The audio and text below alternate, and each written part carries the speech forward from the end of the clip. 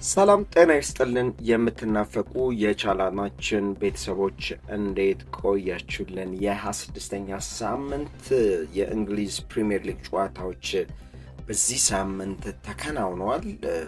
በዕለተ ማክሰኞ ነበር የ26ኛ ሳምንት ጨዋታዎች መደረግ የጀመሩት። ትናንት ምሽት ሐሙስ የመጨረሻ አንድ ጨዋታም ተደርጓል። የታላላቆችን ቡድን ውጤት እንመለከታለን።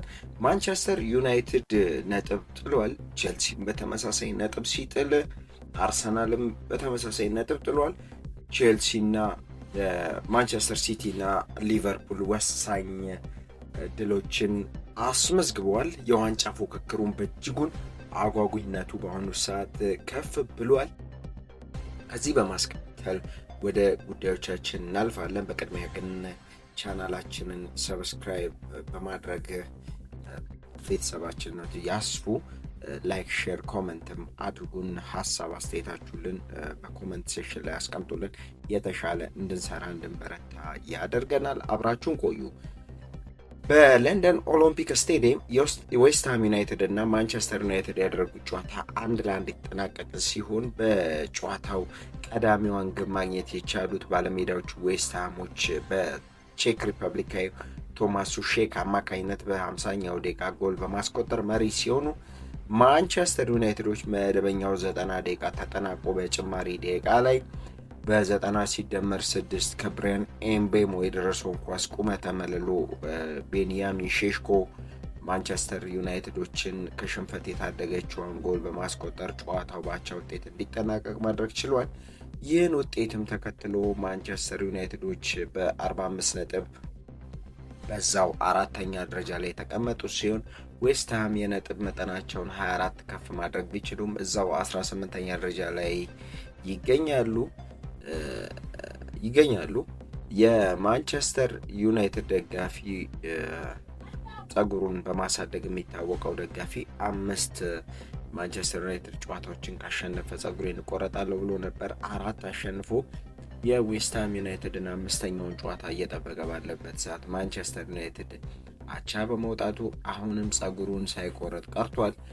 ትልቁ ጉዳይ ግን የሚሆነው ማንቸስተር ዩናይትድ በቀጣይ ውድድር ዓመት በአውሮፓ ቻምፒየንስ ሊግ የተሳትፎ ቦታ ለማግኘት አሁንም የተሻለ እድል አለው። ተከታዮቹ ቼልሲን የመሳሰሉ ቡድኖች ባቻ ውጤት መውጣታቸው ለማንቸስተር ዩናይትድ ጥሩ የሚባል ነው። ሌላኛው በለንደን ስታንፎርድ ብሪጅ ቼልሲን ከሊድስ ዩናይትድ ያገናኘው ጨዋታ 2-2 ሲጠናቀቅ ግቦቹንም ማስቆጠር የቻሉት በ24ኛው ደቂቃ ዣው ፔድሮ ከኮል ፓልመር የደረሰውን ኳስ ወደ ግብነት መቀየር ቼልሲዎችን መሪ ማድረግ ሲችል በ58ኛው ደቂቃ ላይ እንግሊዛዊ ድንቅ ተጫዋች ኮል ፓልመር በፍጹም ቅጣት ምት ጎል በማስቆጠር ቼልሲዎችን ወደ 2-0 መሪነት ቢወስዳቸውም በ67ኛው ደቂቃ ላይ ሊድስ ዩናይትዶች በጀርመናዊ ሉካስ ሜንች አማካኝነት የፍጹም ቅጣት ምት ጎል በማስቆጠር ወደ 2-1 የመጡ ሲሆን በ73ኛው ደቂቃ ላይ ኖ አካፎር ይሄ ስዊዘርላንዳዊ በትውልድ ናይጄሪያዊ ኖ አካፎር ያቸነቷን ግብ በማስቆጠር ሊድስ ዩናይትዶች ውድ 1 ነጥብ ማግኘት አስችለዋል። ቼልሲ በአዲሱ አሰልጣኝ ሊያም ጄምስ ሮሲኒየር ስር በሊጉ ነጥብ የተጋራበትን ውጤት አስመዝግቧል። እስካሁን በሊጉ ያደረጋቸውን ጨዋታዎች በሙሉ በማሸነፍ ይህን ጨዋታ ባቻ ውጤት አጠናቋል። ቼልሲም ይህን ውጤት ተከትሎ ነጥቡን ወደ 44 ከፍ በማድረግ እዛው 5ኛ ደረጃ ላይ እንዲቆይ አድርጓል። ሊድስ ዩናይትዶች 1 ነጥብ በማግኘታቸው 30 ነጥብ በማድረስ 16ኛ ደረጃ ላይ ተቀምጠዋል። ይሄ ለሊድሶች መልካም የሚባል ውጤት ነው። ሌላው ማንቸስተር ሲቲ ፉልሃምን በማሸነፍ ነጥቡን ከፍ ማድረግ ችሏል ወይም ማጥበብ ችሏል። ማንቸስተር ሲቲ ትልቅ ውጤት ነው።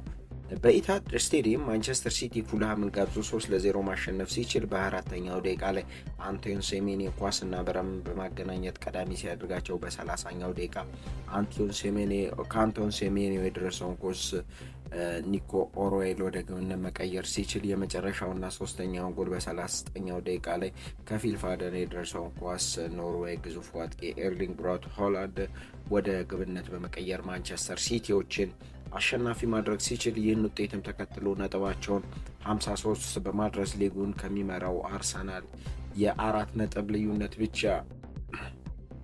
አንሰው ወይም በ4 ነጥብ ብቻ ዝቅ ብለው በሁለተኛ ደረጃ ላይ ይገኛሉ። አርሰናል እንግዲህ በትናንትናው ዕለት ከብሬንትፎርድ ጋር አቻ መውጣቱ ለማንቸስተር ሲቲ እጅግ በጣም ትልቅ የሚባል ውጤት ነው። ሌላው በስቴዲየም ኦፍ ላይት ሰንደርላንድ እና ሊቨርፑል ያገናኘው ጨዋታ በሊቨርፑል 1-0 አሸናፊነት ሲጠናቀቅ የድል ግቧን ማስቆጠር የቻለው በ61ኛው ደቂቃ ላይ ከግብፃዊ ሞሐመድ ሳላ በግሩም ሁኔታ የደረሰውን ኳስ ግብፃዊ ኔዘርላንድ የቨርጅል ቫንዳይክ ወደ ግብነት በመቀየር ውድ 3 ነጥብ እንዲያገኙ አስችሏቸዋል። ይህን ውጤትም ተከትሎ ሊቨርፑሎች ነጥባቸውን 42 ማድረስ ችለዋል። በዚህ የውድድር ዓመት በሜዳው እስካሁን ምንም ጨዋታ ያልተሸነፈው ሰንደርላንድ ነበር። በዚህ ጨዋታ መሸነፉ በሜዳው ያለመሸነፍ ጉዞ አብቅቶለታል። ሌላው የ26ኛ ሳምንት የመጨረሻ ጨዋታ ቀሪ አንድ ጨዋታ በብሬንትፎርድ ኮሚኒቲ ስቴዲየም ተደርጎ አርሰናል እና ብሬንትፎርድ 1-1 በሆነ ውጤት ተጠናቋል። ግቦቹን ያስቆጠሩት በ61ኛው ደቂቃ ከፒየር ኤንካፔ የደረሰውን ኳስ ኒው ማዱኬ ኳስና በረብን አገናኝቶ አርሰናሎችን መሪ ማድረግ ቢችልም ከ10 ደቂቃ በኋላ የብሬንትፎርዱ ፖተር በ71ኛው ደቂቃ ግብ አስቆጥሮ የአቻነቷን ግብ በማስቆጠር ከጨዋታው ነጥብ እንዲያገኙ በማስቻል ነጥባቸውንም 40 አድርሰው 7ኛ ደረጃ ላይ መቀመጥ ችለዋል። አርሰናሎች አሁንም ሊጉን በ57 ነጥብ አንደኛ ደረጃ ላይ ተቀምጠው ይመራሉ። በዚህ በ26ኛ ሳምንት በሌሎች የሊጉ ጨዋታዎች ኤቨርተን በሜዳው ዲክሰን ስቴዲየም በበርንማውዝ 2-1 ተሸንፏል። ቶተናም በኒውካስትል በራሱ በቶተናም ስቴዲየም በኒውካስትል ዩናይትድ 2-1 ሲሸነፍ በዚህ ጨዋታ መሸነፋቸውን ተከትሎ ዴንማርክ የቶተናም አሰልጣኝ ቶማስ ፍራንክ ከስልጣን መንበራቸው ተነስተዋል። ፕሪሚየር ሊጉ በሌሎች ጨዋታዎችም በሌሎች ስቴዲየም ላይ ሌሎች ውጤት ተመዝግበዋል። በዚህ በ26ኛ ሳምንት ጨዋታ አስቶን ቪላ ብራይተንን 1-0 ማሸነፍ ችሏል። አስቶን ቪላ በአሁን ነጥቡን 50 ማድረስ ሲችል ይሄ ለአስቶን ቪላ እጅግ በጣም ጥሩ ጊዜ አልነበረም። ከቅርብ ጊዜያት ወዲህ ነጥቦችንም እየጣሉ መምጣታቸው ይሄ በእጅጉ ከባድ ጊዜ ሆኖባቸዋል። ሌላው ጨዋታ ክሪስታል ፓላስ በሜዳው ሸለርስት ፓርክ በበርንሌ 3-2 ተሸንፏል። ኖቲንግሃም ከወልቭስ ያደረጉት ጨዋታ 0-0 ሲጠናቀቀ። እንግዲህ በዚህ ሳምንት የተደረጉ ጨዋታዎች እነዚህ ናቸው። የሊጉን የደረጃ ሰንጠረዥ ስንመለከት አርሰናል በ56 ነጥብ አንደኛ ደረጃ ላይ ሲቀመጥ ማንቸስተር ሲቲ አርሰናል በ57 ነጥብ አንደኛ ደረጃ ላይ ሲቀመጥ ተከታዩ ማንቸስተር ሲቲ በ53 ነጥብ ሁለተኛ ደረጃ ላይ በ4 ነጥብ ዝቅ ብሎ ይገኛል። አስቶን ቪላ ነው ሶስተኛ ደረጃ ላይ የሚገኘው በ50 ነጥብ ሶስተኛ ደረጃ ላይ ተቀምጧል። ማንቸስተር ዩናይትድ በ45 ነጥብ አራተኛ፣ ቼልሲ በ44 ነጥብ አምስተኛ፣ ሊቨርፑል በ42 ነጥብ ስድስተኛ፣ ብሬንትፎርድ በ40 ነጥብ ሰባተኛ ደረጃ ላይ ተቀምጧል።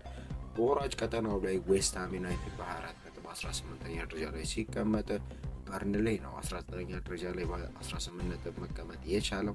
የመጨረሻው ደረጃ 20ኛ ደረጃ ላይ የተቀመጠው ወልቨርሃምፕተን ወንደረርስ በ9 ነጥብ በወራጅ ቀጠና ላይ ተቀምጧል።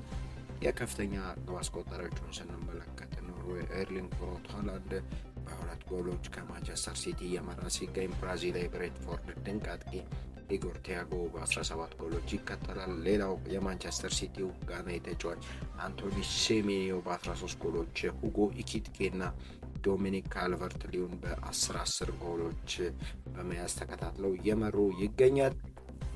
የዛሬ መረጃዎቻችንን እዚህ ጋር እያጠቃለልን በሌሎች ወቅታዊና አዳዲስ መረጃዎች እስከምንገናኝ በሰላም በጤና በፍቅር ቆዩልን። ዋዛ የስፖርቱ መዓዛ